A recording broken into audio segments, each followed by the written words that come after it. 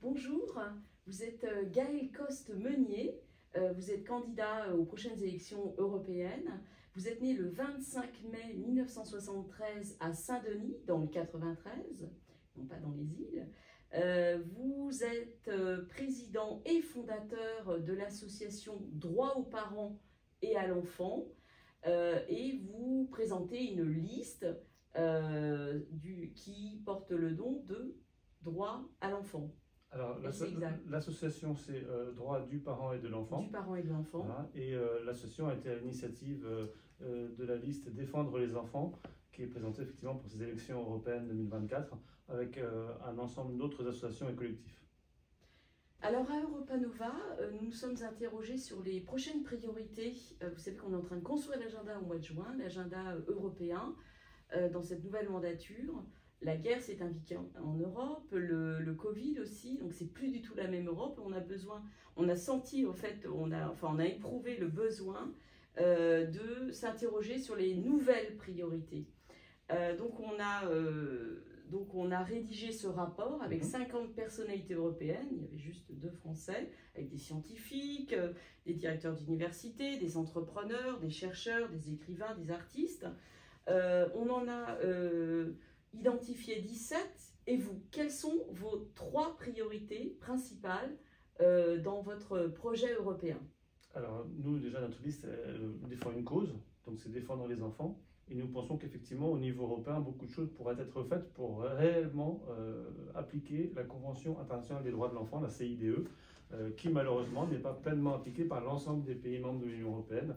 On pense notamment aux droits de l'enfant, à avoir ses liens familiaux constants, sa culture, etc. européenne, notamment dans les couples binationaux. Et donc nous avons plusieurs axes d'application, notamment européens. Par exemple, d'envisager des directives européennes qui imposeraient aux États des obligations de financement de la justice, parce qu'on sait que par exemple en France on a un sous-financement chronique de la justice, des obligations peut-être de nombre de juges pour 100 000 habitants, parce que là on le voit notamment en France, des juges aux affaires familiales qui n'ont qu'un quart d'heure pour voir un dossier, un quart d'heure pour faire une audience. Enfin, c'est des conditions qui ne sont pas normales pour traiter de ce sujet-là et de l'importance du sujet. Donc déjà, il y a des directives européennes qui pourraient être amenées au niveau européen. Alors il y a des directives, mais vous parliez avant d'une convention. Alors la Convention internationale des droits de l'enfant, la CIDE, qui a été signée en 1989. Qui n'est pas très connue. Et qui n'est malheureusement pas très connue, mais qui est pourtant fondamentale, qui détermine les droits fondamentaux des enfants. Est-ce que c'était suite à la gifle? C'est-à-dire qu'on a tous en tête qu'aujourd'hui on ne peut plus gifler un enfant, on sait que ça vient de l'Europe finalement qui a légiféré là-dessus. Est-ce qu'il y a un rapport avec cette charte et cette avancée européenne sur Alors là, juste quelque chose qui est beaucoup plus récent, le fait effectivement qu'on ne puisse pas, dans le droit, gifler un enfant, et même plus avant, on ne puisse pas non plus le menacer de le faire, ce qui est très important. Pour autant, il peut y avoir des parents qui, acculés, sans solution, peuvent gifler un enfant de manière ponctuelle. Mais ce n'est pas une méthode éducative. Voilà. Il ne faudrait pas jeter une image négative sur un parent qui n'a plus su quoi faire à un moment donné unique. Notre mouvement est totalement indépendant de cette évolution législative, avec laquelle nous sommes entièrement d'accord, bien sûr, mais nous sommes plus sur des problématiques de placement d'enfants, par exemple, qui sont faits, on le voit en France, de manière abusive, 90 000 placements abusifs, hein, c'est Pierre Nave qui l'avait reconnu dans l'émission Envoyé spécial. On est aussi plus sur la défense de la résidence alternée, pour que les enfants au niveau européen puissent grandir dans un système plus égalitaire, et puis aussi la lutte contre les situations d'emprise psychologique et toxique, où là, on a des enfants qui sont d'apparence libre, mais en fait mentalement prisonniers. Voilà. Donc c'est des problèmes de fond, des problèmes de société, puisque ça touche des centaines de milliers d'enfants, et on espère avoir une évolution dans les législations nationales et au niveau européen pour que la situation des enfants change et s'améliore vers un mieux-disant vraiment. Merci beaucoup. Est-ce que vous êtes pour l'élargissement de l'Union européenne? Alors notre liste, on est vraiment sur le sujet des enfants et les droits des enfants. Donc une position sur un élargissement ou non serait plus une position personnelle des candidats. C'est-à-dire que les candidats de notre liste sont à gauche, au centre, à droite. Voilà, il y a des différentes opinions politiques, et des personnes qui ont eu un passé dans différents partis politiques qui parfois sont opposés. Donc sur ce sujet-là, on aura vraiment des positions plus personnelles. Voilà. Très bien. Sur maintenant la défense européenne, est-ce que vous êtes pour une défense européenne justement ou qu'elle reste aujourd'hui nationale? Alors dans la défense c'est varié, il y a la défense, il y a aussi l'idée d'une armée européenne. On a eu hier un candidat qui défendait l'armée européenne.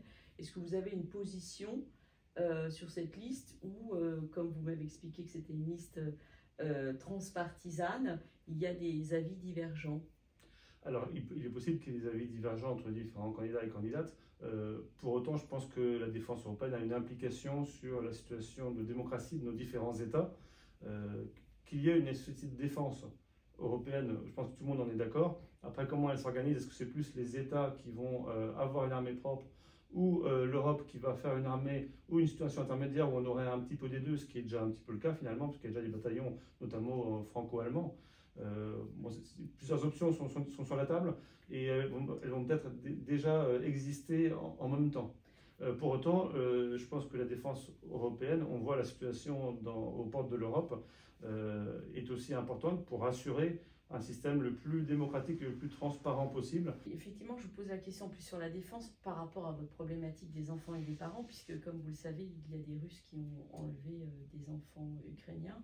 Aujourd'hui, l'Ukraine n'est pas encore dans l'Union européenne, mais c'est quand même du coup un sujet européen, puisque l'Ukraine, c'est l'Europe. Par rapport à ça, justement, vous imaginez demain, si l'Ukraine rentrait dans l'Union, ou autre pays dans le même cas, finalement, de défendre les enfants à la maille européenne ou à la maille d'un pays? Avec la liste, nous défendons davantage une protection de l'enfance dans les situations un peu en dehors des conflits. Il y a beaucoup d'associations qui vont effectivement venir en aide aux enfants confrontés à des conflits. Je pense notamment au-delà des associations, même l'UNICEF elle-même intervient. Nous, on se bat aussi contre les kidnappings qui ont lieu au quotidien, qui ont lieu parfois d'un département au même département, d'un pays au pays voisin, d'une région à la région voisine. Et ces kidnappings-là, qui sont le fait de certains parents, des mères et des pères, qui finalement enlèvent l'enfant à l'autre parent et à l'autre famille, cela passe malheureusement sous les radars. Et aujourd'hui, on a des situations qui sont totalement anormales, où des enfants sont un peu laissés à leur sort. Aujourd'hui, le droit européen n'est pas harmonisé. On en a déjà parlé, puisque vous avez des idées d'ailleurs pour harmoniser le droit sur le sujet des enfants. Donc j'imagine que vous êtes plutôt pour une harmonisation européenne du droit, pour protéger finalement les parents et les enfants dans ces situations à l'échelle européenne. Est-ce que vous voulez garder des prérogatives à l'échelle de la France, par exemple, ou à l'échelle nationale, ou est-ce que vous voulez porter cette cause vraiment à la maille européenne? Alors, effectivement, il y a plusieurs échelles. Et comment on organise? En fait, il peut y avoir les deux. Souvent, on a une directive européenne dans beaucoup de domaines, et puis la directive européenne va être transcrite dans le droit national par chaque État.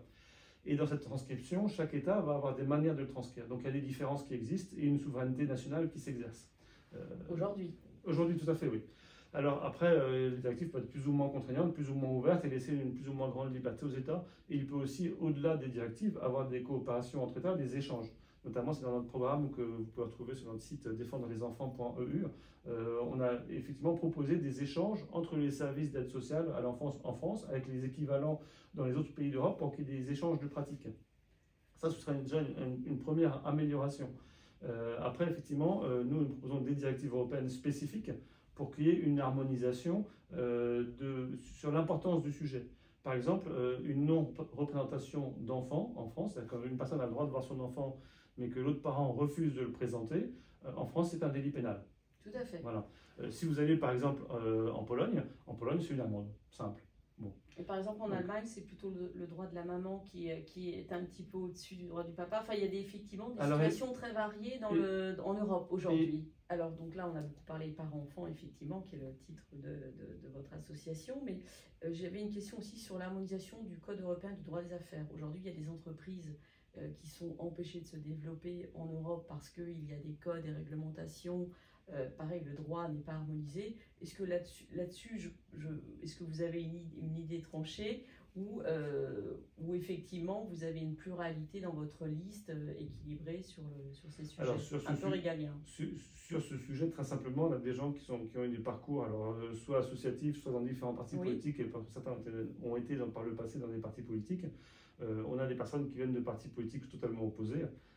Donc je pense qu'on aura des positions, selon les candidats et candidates de la liste, qui pourraient être différentes. Ce sera des positions individuelles. Alors, vraiment. Merci. Quelle est l'action dont vous êtes le plus fier à l'échelle européenne dans vos fonctions un peu plus politiques ou associatives? Après, je vous poserai une question plus personnelle. Mais... Alors, ce dont on est le plus fier, et ce dont moi je suis le plus fier, c'est notre liste. Actuellement, on fait une liste pour les élections européennes, c'est quelque chose d'assez fou. Et je pense qu'il y a beaucoup de mères et de pères qui ont eu des situations particulièrement difficiles du fait de la situation de leurs enfants. Et je pense que notre liste, elle donne aussi de la visibilité à un thème, à un combat, mais elle donne aussi de l'espoir à toutes ces personnes-là. Et on a beaucoup de messages de personnes qui disent bravo pour ce que vous faites, parce que c'est un thème qui est malheureusement pas abordé avec toute l'importance et tout le sérieux qu'il devrait. Pareil, est-ce que vous êtes pour une Europe fédérale ou une Europe des nations? Là aussi, je pense que vous avez des avis partagés. Là aussi, il y aura des avis partagés. Je pense qu'on est dans une situation où l'Europe a à la fois des compétences et les États ont à la fois d'autres compétences, qui est un petit peu un intermédiaire, qui est vraiment un compromis européen. Je pense que l'Europe sait beaucoup faire des compromis. J'ai une dernière question, un peu plus personnelle. Vous vous présentez pour un mandat européen. Quelle est votre histoire? Finalement, votre émotion, votre motivation, qui peut être quand vous étiez petit, parce que c'est un combat, vous l'avez dit. Quel a été votre déclic, votre motivation pour ce combat européen? Alors, quel a été le déclic? En général, les personnes qui sont dans ce combat-là, des enfants, ont une histoire personnelle où ils sont confrontés à un placement abusif de l'ASE, à un kidnapping d'un enfant par un autre, à une situation d'un parent maltraitant, l'autre parent maltraitant. Donc ces personnes-là vivent des situations particulièrement difficiles et prennent conscience, par leur parcours, des dysfonctionnements et des violences qui sont subies. Et quand je parle de violences, c'est les violences qui sont subies par les familles, par les enfants. Moi, ce qui m'a amené à ce combat-là, c'est le kidnapping de ma fille par sa mère qui était polonaise. Et voilà, vous avez une histoire européenne. Donc voilà, on a une histoire européenne. Vous-même, vous avez une histoire européenne. Voilà, et en fait, j'ai obtenu une décision de justice qui me permettait, c'est intéressant du point de vue du droit, de voir ma fille uniquement en Pologne. Donc ma fille ne connaît pas la France, n'a pas connu ses grands-parents pendant les 12 dernières années, qui sont décédés récemment malheureusement tous les deux, mes parents, et ne parle pas le français. Et pas beaucoup de textes consacrent l'égalité parentale, mais comme en France, on la consacre, mais on est dans l'inégalité parentale permanente. Voilà. Et donc moi du coup, de ce fait, de la décision de justice que j'ai obtenue, depuis 2014, je vais tous les mois, donc ça fait 10 ans maintenant, en Pologne pour essayer de voir ma fille quand c'est appliqué. Voilà. Écoutez, merci beaucoup parce qu'on a reçu tous les candidats, vous êtes le seul candidat à porter cette cause, cette cause qui est un petit peu la mal-aimée, cette cause dont on ne parle jamais. C'est effectivement les enfants qui sont un petit peu ballottés dans les juridictions différentes d'un pays à l'autre. Donc un grand merci parce que c'est une cause absolument fondamentale, mais qui pose toujours un problème, c'est aussi l'exécution des décisions, parce qu'il y a des décisions même de justice, mais l'exécution est difficile parce que c'est du droit privé, et que dans le droit privé, et le droit familial particulièrement, même la police, par exemple, a du mal à intervenir parce qu'il y a toujours un petit peu un doute entre le père et la mère. Et je sais qu'il y a beaucoup de souffrance en Europe qui n'est pas vraiment pris en charge aujourd'hui. Donc c'est un sujet d'avenir. Merci beaucoup d'avoir accepté notre invitation. Oui, merci beaucoup. Merci beaucoup, c'est un vrai sujet européen. Merci d'avoir accepté. Avec plaisir. Et bonne chance pour votre combat. Merci beaucoup.